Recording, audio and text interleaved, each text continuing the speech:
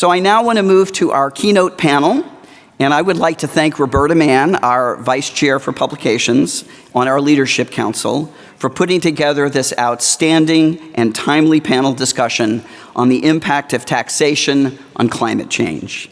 Roberta will introduce her fellow panelists, she will moderate, and I will pass the podium and the stage on to them.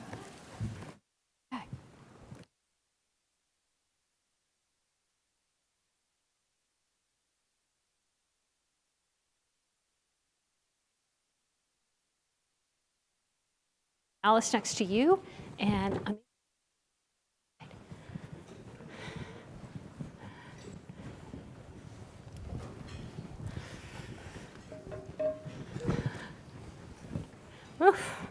okay. Oh, my mic is on. Yay. All right. So I thank all of you for being here, even those of you who maybe are not really steeped in the role of tax in saving the climate. And I should also say I'm very inspired by the other presentations that we've heard today. And I really think that you could consider using the tax system to save the planet as another sort of pro bono activity. So that's what we're going to talk about today. And so to my immediate left is Seth Hanlon. And I'm going to credit Scott for really kicking this off because Scott knows Seth. And Seth serves as the Deputy Assistant Secretary for Tax and Climate Policy in Treasury's Office of Tax Policy. Many people have said to me, we didn't even know there was such a thing, but I'm very glad that you are. He was previously a senior fellow at the Center for American Progress, focusing on tax and economic policy. From 2015 to 2017, he served as special assistant to the president for economic policy at the White House National Economic Council, where he coordinated the Obama administration's tax policy. He's also served as senior tax counsel for the House Budget Committee Democratic staff and as tax counsel for Senator Debbie Stabenow, who is a senior finance committee member. And he was previously an associate attorney at Kaplan and Drysdale, where he advised corporations, individuals, and nonprofit organizations on tax law. And then to his immediate right is Alice Lin, and Alice Lin is Senior Tax Policy Advisor for the Senate Finance Committee, Democratic staff, under the leadership of my personal senator, Ron Wyden. She handles energy and infrastructure tax, housing tax, general business credits, and certain excise taxes, among other individual and business topics. Prior to joining finance, she worked for the House Ways and Means Committee. In that capacity, she worked on major legislation, including COVID relief legislation and the American Rescue Plan, and she led the committee's work on the clean energy tax provisions of the Inflation Reduction Act. And before that, she worked for the Joint Economic Committee and for Representative Mike Honda.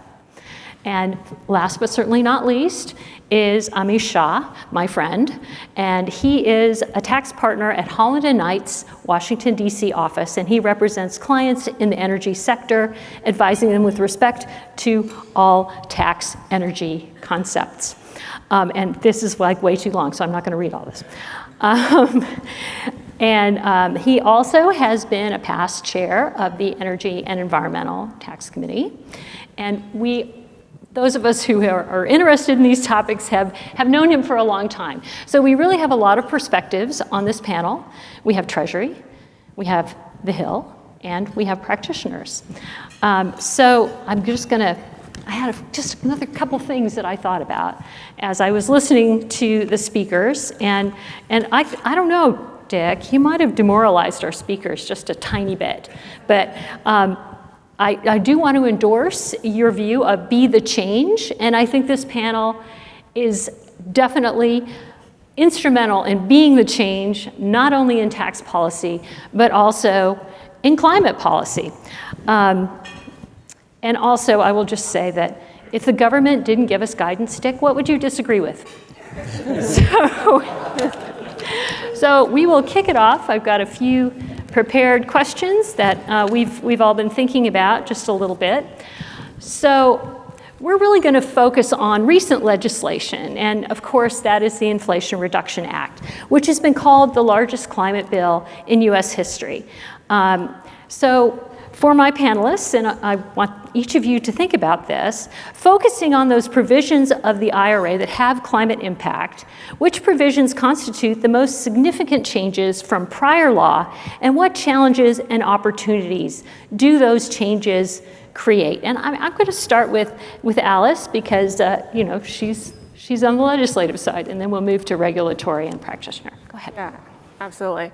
I mean, the Inflation Reduction Act's clean energy provisions, but in particular the clean energy tax provisions, were obviously very driven by climate. There have been a number of reasons why we've had energy tax provisions in the past, from you know, domestic independence, from foreign energy sources to energy prices and security. But I think what really motivated the Inflation Reduction Act at the top of it was how are we going to meet our global climate commitments, and what role is tax going to play in that? So when we had a budget reconciliation bill, we knew that tax was going to be the biggest chunk of that, and ended up being, you know, around 3/4 or more of the climate investments in the bill.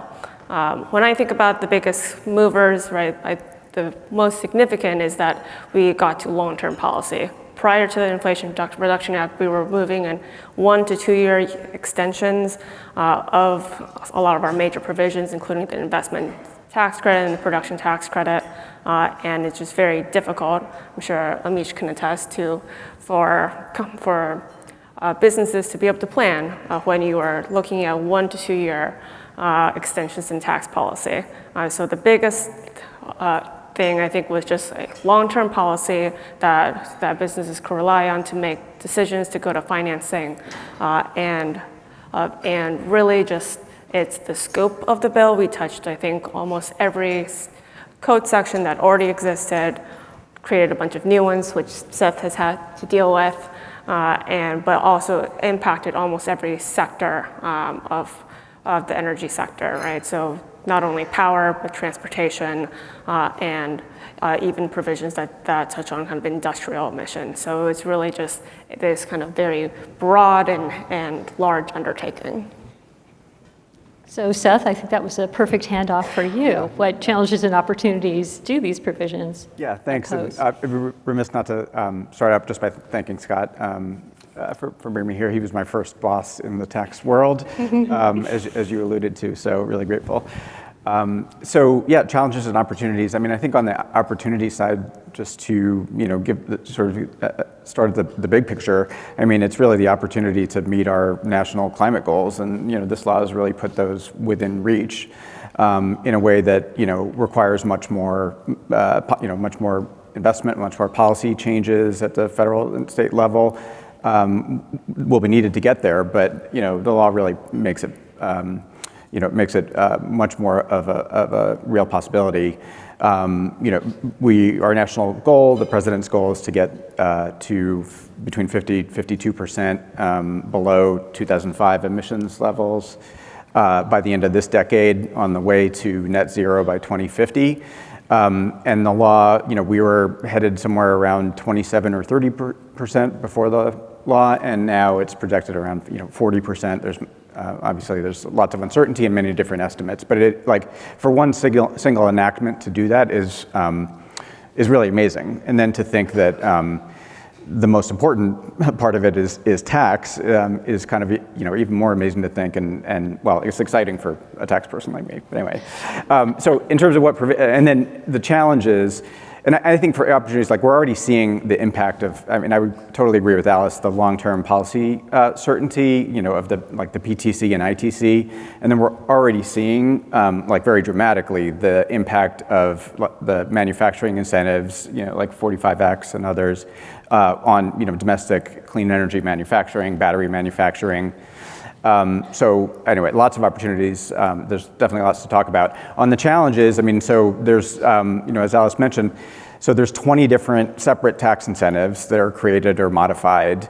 That doesn't include the bonus provisions, and that doesn't include elective pay and transferability, the new credit monetization mechanisms. And so there's just an enormous need for certainty, clarity and certainty around those provisions, which is both like an enormous guidance project for Treasury and IRS, and then also it's been a huge kind of behind the scenes. The thing that I've come to appreciate is just the operational effort that has gone into making this law work. On the IRS side, and they've just done a fantastic job. So we've issued 64 pieces of guidance so far since IRA passed, but there's a ton more to do, and so we're kind of working overtime. And I think of 3 just in the last couple weeks. Yeah, 4 in the last couple of weeks. 4 in the last couple. I had the 6418 regs, some guidance 40B. on 45V. And just recently, graphite flexibility for 30D. So what was the 4th one? Oh, there was Sustainable Aviation Fuel Notice, Oh, that and then the 48C, 48C, round two. the second round of the 48C, guidance on the second round of the 48C Advanced Energy Project credit that was last Friday. Yep, so keeping you very busy and the folks at the IRS as well, but also keeping practitioners busy in responding to this guidance and also responding to the legislation. So Amish, please. No, it really has, for all the reasons that Seth and Alice were talking about. I mean, I think there are a lot of us who do this who haven't slept very well since July 27th at 10 p.m. when the legislative language dropped. Remember it well. But part of it is, in terms of one of the big things that's new here is these technology neutral tax credits. So, for the last few decades, we've been working in an environment where solar was incentivized, or wind, or certain specific clean fuels were incentivized. And there were very specific technologies. And now we're in an environment where, especially going forward, the code isn't incentivizing particular technologies, or incentivizing technologies that are carbon neutral, carbon negative technologies. And so what this is really doing is it's allowing a lot of the existing technologies that we know about to continue to be incentivized, but it's bringing in lots of new and novel technologies. And so we're spending a lot of time with clients trying to understand both things that we've never seen before. So they'll tell us there's a box and there's all of this stuff in it, and we've got to figure out how it's producing some sort of a clean energy product. So we're working with a lot of engineers and chemists and others to figure this out. And then obviously a lot of it is then trying to talk to Seth and Alice and folks at IRS and so many others about all of this to make sure that we've got all of the right guidance to make all of this work. And we're also seeing the combination of technologies. And so before, someone would come to us and say, I've got a solar project, or I've got a wind project. And now it's, I've got a solar project and a wind project, and they're going to feed into a hydrogen project, and the hydrogen is going to produce a clean fuel, and we're going to add some carbon capture and sequestration. Tell me about the tax rules. And that's when which we made very easy. So despite what Dick said, more guidance, please. So, and of course, one of the big significant changes from prior law, and we've had energy tax credits before. They've been on and off since the 70s, actually. But before that Inflation Reduction Act, it was a complicated mechanism to share the benefits of those credits with other investors, commonly called tax equity investors. But now we have direct pay and transferability. And so I've got questions for each of you in different ways. So for Alice, can you tell us about the congressional intent behind direct pay and transferability? Yeah, absolutely. And I should have said earlier, all views are mine alone, do not reflect anything of Chairman Wyden or any members of the committee. So standard disclaimer, please don't get me fired. But direct pay and transferability, or elective pay, was, I think, a very key part of the Inflation Reduction Act. I think many of you know that the tax equity market was and continues to be very instrumental to a number of projects, but specifically in solar, wind, carbon capture, and the historic tax equity market has always been chronically kind of undersupplied, and even those, and many were unable to access tax equity given the high level of transaction costs, and so you needed a project of a kind of certain maturity and certain size. And as we were about to really turbocharge all of our energy credits and add a bunch of new ones in, we knew that this would put tremendous pressure on the existing tax equity market. So we were looking at ways to inject additional liquidity, and the two that we ended up with in the final bill were elective pay or direct pay for mostly tax exempts, with some exceptions, tax exempts in state and local governments, and transferability for most other taxpayers. And both of these provisions in tandem were supposed to ensure that a limited tax equity supply wouldn't be the barrier to the deployment of these credits, the take up of these credits, and ultimately achieving the climate goals and the other goals of the legislation. Okay, and Seth, of course, you've had the responsibility, you and the others at Treasury and at the IRS, of writing guidance and all the time.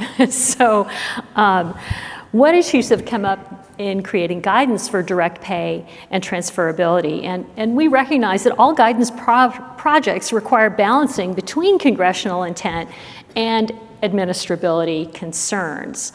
So can you speak to that? Sure, definitely. I think so first there's the guidance project, but then there's also the kind of operational and, action in terms of putting these provisions into effect and getting the word out about them, because they really are kind of, paradigm shifting provisions to, extend tax incentives to entities and people that just weren't in this world before of clean energy investment.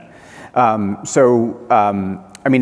main issues I think on the elective pay side was, we really wanted to clarify what types of entities are eligible for elective pay, and I think we had issued final regulations in March that a large part was aimed at doing that and clarifying that like agencies and instrumentalities of governments are included. And then on the transferability side, we issued final regs the week before this one. Yeah. And I think our main goal there was really like creating as much certainty as we can, certainty and predictability as we can, so that the parties, these markets can develop and parties can contract to allocate risk as long as we have clear rules about where those risks are and how the rules work. And so I think the market's developing faster, very fast, and hopefully the final regulations will give that a further boost. There's more, we have more work to do. So just one thing, we're still in rulemaking on an aspect of relating to co-ownership arrangements between elective pay eligible entities and others, or only elective pay eligible entities. For how they can enter into co-ownership arrangements and still benefit from elective pay. So we have proposed rules relating to the Subchapter K election. The comment period runs through this coming week. And then a lot more just questions to answer. And then just to highlight on the operational side, we created a whole IRA implementation office within Treasury. And in addition to the IRS modernization effort, one of their major undertakings is essentially getting the word out about elective pay in particular. Because if you think about the scope of entities that are newly eligible for what were have been business tax credits, it's, all levels of government and all, types of tax exempts, right? And So tribal governments as well. Tribal governments as well, yep. And people just don't know, so, and this government finance officers, are still kind of learning, and then they're accustomed to sort of applying for grants and loans where you have to apply on the front end. And they kind of, are still kind of learning this paradigm. So we are, so we just announced an initiative, Secretary Yellen announced an initiative to, we're partnering with 150 cities across the country to, hold events, with local officials to spread the word about these very valuable opportunities. And I think that's another way where the bar, if you think about the bar's role and pro bono efforts, there's certainly lots of entities that now have opportunities to really help drive the clean energy transition and benefit, but are going to need technical assistance, regardless of how clear our guidance is, which is obviously our goal. Yeah, I want to understand what Seth just said, since I think it's really unique that Treasury has taken this very proactive implementation approach that I think really starts at the Secretary, but also the IRS, because elective pay and transferability have a pre-registration, pre-filing requirement, has done office hours and user guides in a way that I think is very thoughtful. And of course, Amish and you and other practitioners are really on the front lines of trying to work with this guidance and even before the guidance. So I want to ask you, how have these additional flexibilities, how have they impacted your practice? And are you still providing partnership structuring for your clients? And I mean, the transactional work around this has been enormous already. And, as Seth said, I mean, word is just starting to get out. It's almost a little scary to me when word actually gets out to everyone about, this opportunity here that a lot of folks have. And so for folks who aren't kind of familiar with all of this, the big issue here is that we have a lot of developers who build these projects and they're entitled to tens or hundreds of millions of dollars of tax credits. And these are non-refundable tax credits, and so they often can't use the tax credits themselves. And so historically, as Alice was saying, we had tax equity markets where we had tax equity investors come in, but those were people who were looking at grade A projects, who had built up teams generally to evaluate these projects, and there was a limited pool of tax equity investors.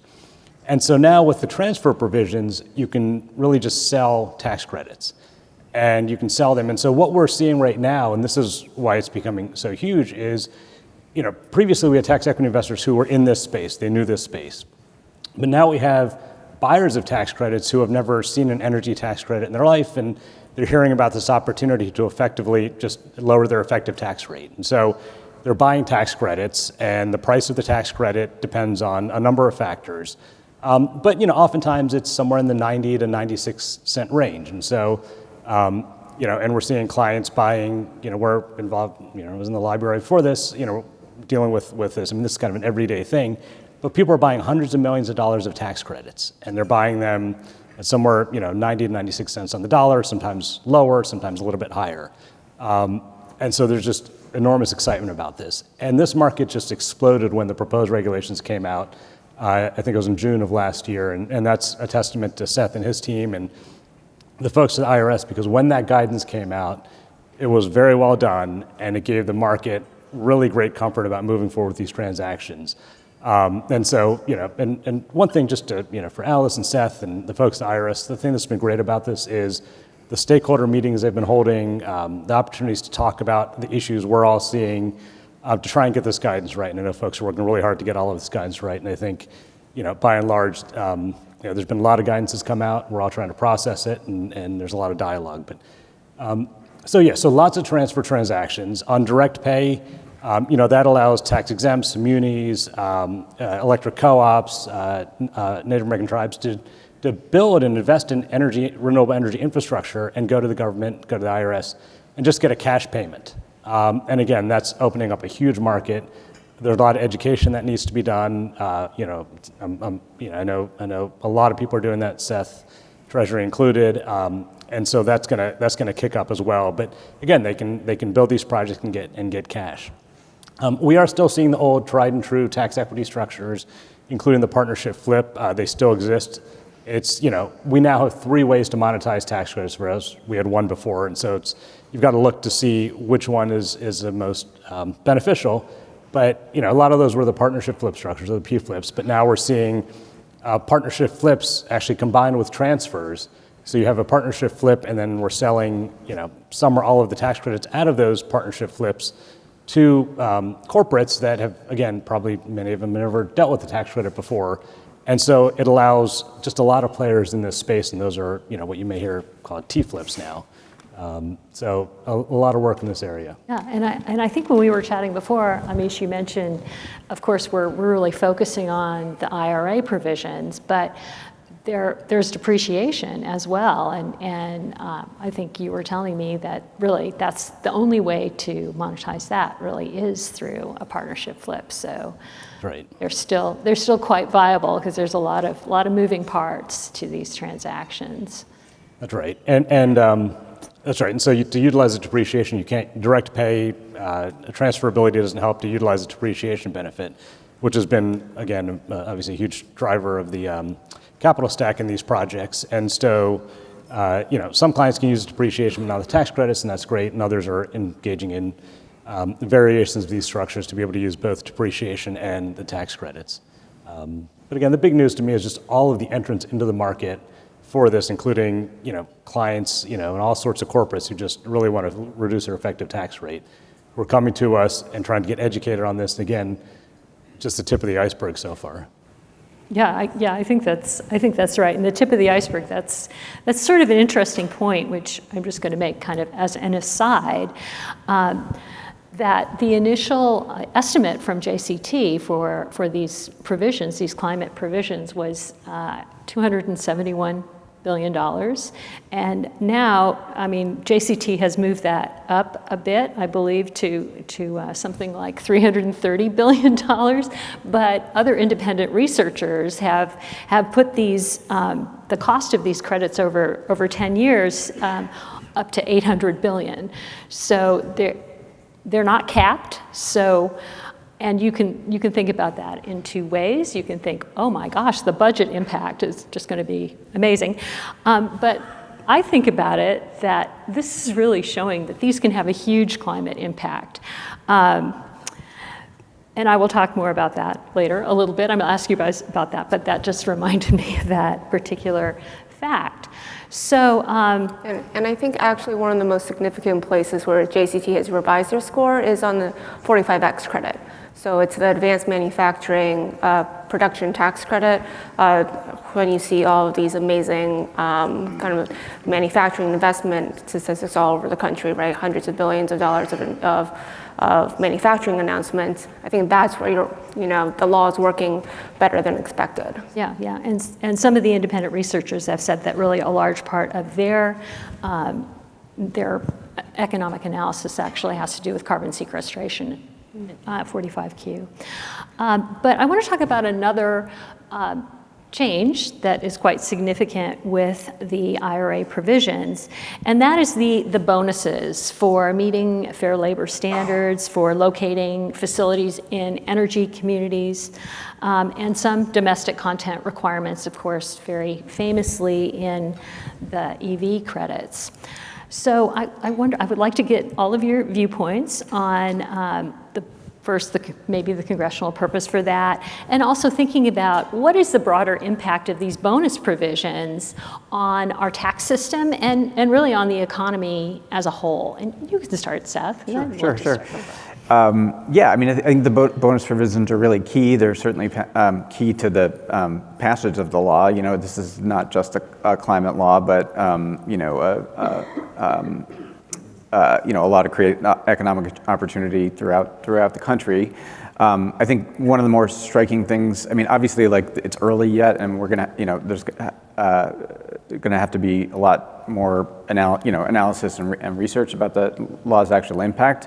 But in terms of where the law is creating opportunity, our Treasury's Office of Economic Policy has looked at sort of before and after IRA announcements of investments, and has seen that the investments they're up in clean energy and manufacturing have had a burst everywhere, but most pronounced in the energy communities, which are the areas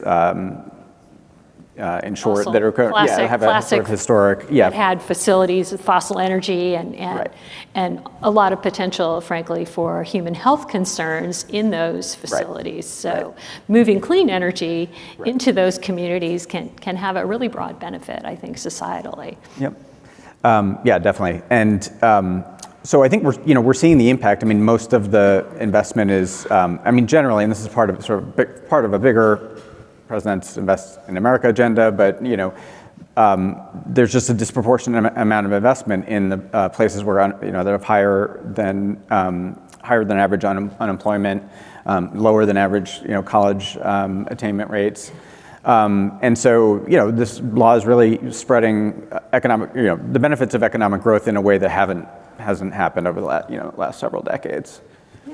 So Alice, what did you hear when this law was being considered about these provisions, and what were the? Yeah, I mean, I think it works together with what Amish was saying, right, about how the tech neutral provisions, on one hand, the law is saying, we are now restructuring our incentives around something that is very explicit and clear, which is reducing our carbon emissions. But at the same time, our members, both in terms of getting the large coalition to pass the bill, but also in terms of just the very strong policy goals that they had, wanted to ensure that it was, as Seth had said, we were not only accomplishing our climate goals, we were also ensuring that we were building a sustainable transition for the workers that work on these projects, for the communities, so that these investments are distributed in an equitable way for communities that need to transition from fossil fuels, or from low-income communities that historically haven't had that type of capital investment. So when I think about the bonuses, some place-based policy is not new to the tax code. We have the new market tax credit, there were opportunity zones, enterprise zones. There have certainly been a number of times where we've tried to target tax incentives based on geography, but it took a lot of creativity to put some of the prevailing wage and apprenticeships requirements or domestic content requirements in, and especially in a context where we had arcane Senate budget rules that meant that we could provide much less direction in the statute than I'm sure Seth and his team would have liked. So that's the reason that I'm sure Amish is going to tell you that more guidance is necessary in order for taxpayers to fully take advantage of these opportunities. But it's, I think, been incredible to see, as Seth mentioned, that there's already kind of data to show that some of these incentives are working. And you're absolutely right. This is not new to have place-based subsidies in the tax code. And you mentioned the qualified opportunity zones. And so there certainly has been a lot of criticism of the way those have functioned. And I get the sense, and I'd love to hear your views on this, that the provisions in the Inflation Reduction Act maybe were a little bit more thoughtful about how those would work. Well, so the low-income communities bonus, for example, I think one of the ways that I was thinking about it was thinking of some of the lessons learned from opportunity zones, and how, I think a lot of these communities in non-tax energy are used to grants and loans, right, and programs where you have a lot of discretion on part of the government agency to ensure that the policy purpose is met. As we saw in opportunity zones, right, you have a rule and then everybody can take advantage of that rule. So you have to be very careful what that rule is. So a lot of people have asked me, why is there an allocated credit for low-income communities and not for other things, right? And I think it was really thinking about the experience of opportunity zones and how difficult it is in order to thoughtfully design a set of rules that achieves the policy purpose that led to this sort of, I think, more creative approach. Yeah. So, Amish, are your clients taking advantage of these bonus provisions? Absolutely. I mean, this was intended to drive behavior, and it is driving behavior. Because if I look at like an investment tax credit, for example, it's based on the percentage of your capital cost for the project. And so it starts at 6%. If you pay prevailing wages and you utilize apprentices, you go from 6 to 30. And we don't know a single project out there that isn't trying to get to at least 30% ITC, which means they are all, if you didn't meet an exception for beginning construction, they're all going to pay prevailing wages based on Davis-Bacon. They're going to use apprentices and build our workforce in the US to build these projects. And then once you get from 30, you can actually get all the way up to 70%. And it's going to be a combination of all of these things that we've talked about here. And so if you build an energy community, you get an additional 10%. So you can go from 30 to 40. Again, you don't have to do all of these, but you can go from 30 to 40%, right? And again, Treasurer and Iris did a great job. They put out a map, and people are looking at that map and saying, I want to build here in this community so I can get an additional 10%. And it's worked. It's worked well, and it's a very clear, easy guidance. Domestic content, again, it's working on both sides. So these rules, Alice was talking about the manufacturing credits. And so on the supply side, we're seeing a huge number of companies looking to build manufacturing facilities in the US to manufacture clean energy components. And for that, they are entitled to tax credits. When you're actually building the renewable energy facility, if you use domestic content in your facility, then you can get 10% additional tax credit. There is a lot of work around the domestic content issue right now. We've gotten some guidance so far. I think additional guidance will be very, very helpful in kind of unlocking the benefits of the domestic content bonus. But I would tell you, people are excited about we're spending, we've got teams of people really just spending a lot of time analyzing domestic content and making sure we think we meet the requirements. And then low-income bonus, obviously, we've a community bonus. It's an allocation process, and so again, it's people are looking for the allocation, but it is these are the conversations we're having spending a lot of time on every day, which is how do we get these higher amounts in these bonus tax credits. So I think it's doing exactly what I think Congress intended to do, which is driving that sort of behavior.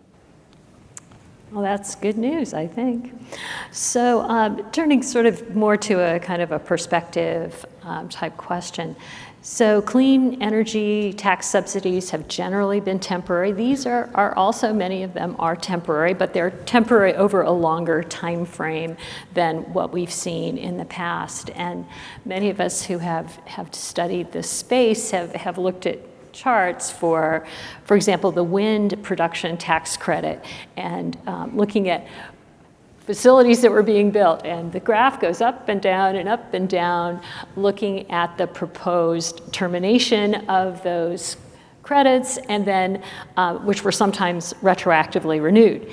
So what are the pros and cons? Well, and also I think I talked a little bit about maybe a potential con of these tax credits in that they are uncapped. So the cost to the fisc, of course, was predicted and may change, may increase given the increased take-up. So what are the pros and cons of temporary subsidies? I'm going to start with Amish because he's dealt with those over the years. And we'll just consider the Inflation Reduction Act as temporary, but over a long term. So in the past, it was much shorter term. Yeah, in the past, we often had 1 or 2 year extensions. We had ramp downs of the tax credits. And as Roberta said, sometimes the tax credits expired and were renewed 2 years retroactively. And that's a challenge in terms of long-term planning. And so I think we saw a lot of the same sort of facilities being built over. So when we first, when I look back at kind of 04 and 05, we were seeing, a lot of biomass, a lot more of a variety of types of projects. And that quickly kind of moved to doing mostly solar and wind projects on the clean energy production side. And then on the clean fuel side, really ethanol, biodiesel, and some other alternative fuels. And it was kind of a limited scope of these. Because these are now long-term, the credits, most of the credits don't really expire until at least 2033, and then they start to ramp down from there. There's one for clean fuels that has a shorter life, but I think there's a hope that it'll get extended. But because of this kind of long-term scope, we're seeing a huge number of companies come into this space. I mean, there are we're getting calls from new clients left and right who are just getting into this space and want to build projects because they know they've got this long period over which to develop projects. And going back to something I said before, what we're seeing is a lot of novel technology. They now have the time to develop new technologies, make sure it's incentivized, and then ramp up those technologies and be incentivized to do that over a long period of time. So I think it's really just driving a lot of new technology and just incredibly amazing technology that really smart people are really developing and coming up with. So Alice, Amish is talking about the pros, but are there some pros to having shorter timeframes and what about the cons? Yeah, I mean, I think the main thing that Congress thinks about is that anytime you have a policy that expires, it's an opportunity to reevaluate the policy. That's why I think, not in the tax base, but you often have on the spending side a lot of reauthorizations, because it provides an opportunity for Congress to think about whether or not the policy needs changing. We create a lot of new things in the IRA. I think, hopefully all of those things work smoothly, but I think when you have shorter term policy, it is an opportunity to think about whether things are working correctly. And I think that's just also speaks of the challenge of creating good long-term policy.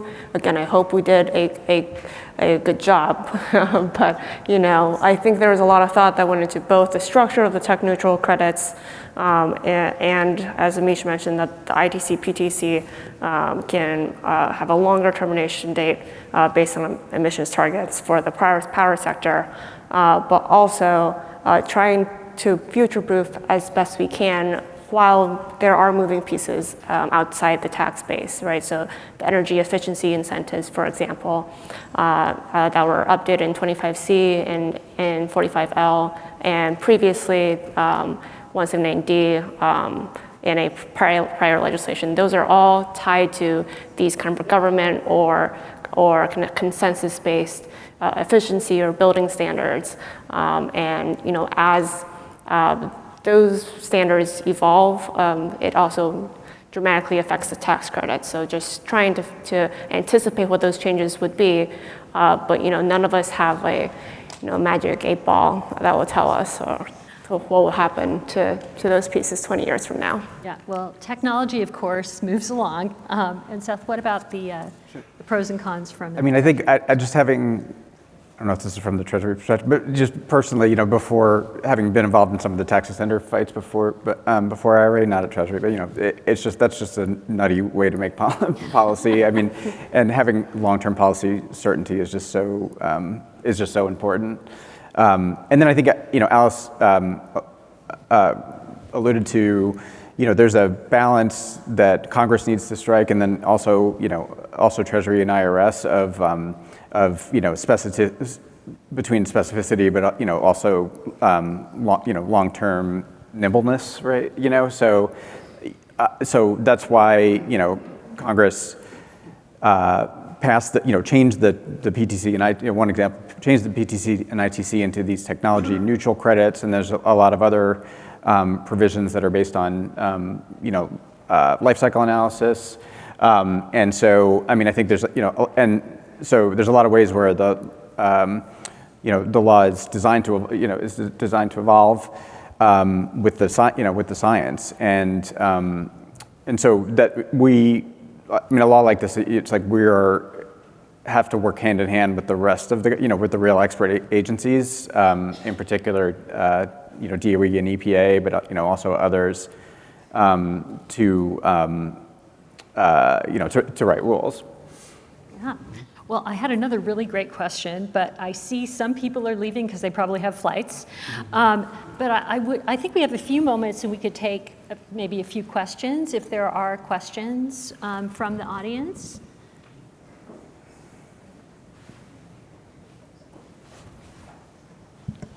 I have a question. I represent a lot of taxpayers who've been using tax equity investments to conserve land, which has long-term impacts on climate change because these green spaces are opened and preserved in perpetuity. But the IRS has been using a slew of enforcement mechanisms to penalize civilly and even criminally folks that are using tax incentives to affect climate change. And my question is, it seems like there's a real tension. Oh, and in a lot of these cases, by the way, the environmental impact of the preservation is deemed by the IRS to be totally irrelevant. So even if you can show how much carbon is, carbon production is going to be saved in perpetuity, that's treated as kind of irrelevant to the question of whether or not they're entitled to the tax incentive. So my question is, there's like a real tension between Congress's goal to try and combat climate change through tax incentives and the IRS's goal to maximize tax revenue. So how should I tell taxpayers to deal with that tension? Well, I'm not sure that this is quite the right panel for that question. But if anyone would like to try to field that's fine. I think I'm going to stay in my lane, not focus on, probably prudent Okay. not to, for me not to talk about IRS But enforcement you- practices, you've but I given- appreciate it. I mean, Yeah, you've given me a great opportunity, though, because what I wanted to do, actually, is if you are interested in this topic and interested in, for that matter, conservation easements and that sort of topic, the American Tax Policy Institute is holding a symposium in New York at Pace Plaza, their Pace University's downtown campus. You don't have to go to White Plains. And it's going to be next year, March 20 through 22nd. And it is on tax law, environment, and climate change. And we are going to have a panel that is going to cover conservation easements as well. So I encourage you to go to that. They're a great organization, and it's going to be a really good symposium as well. And I hope we can get you guys to go, too. So that, I think, is all I have, and we are getting the hook, so.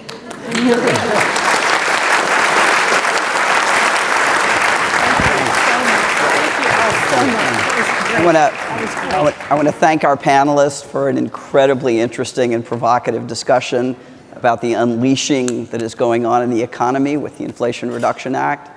And I want to thank again the staff for their efforts in putting together this meeting. We will see you all online in the fall and in person in February of 2025. Thank you so much for coming.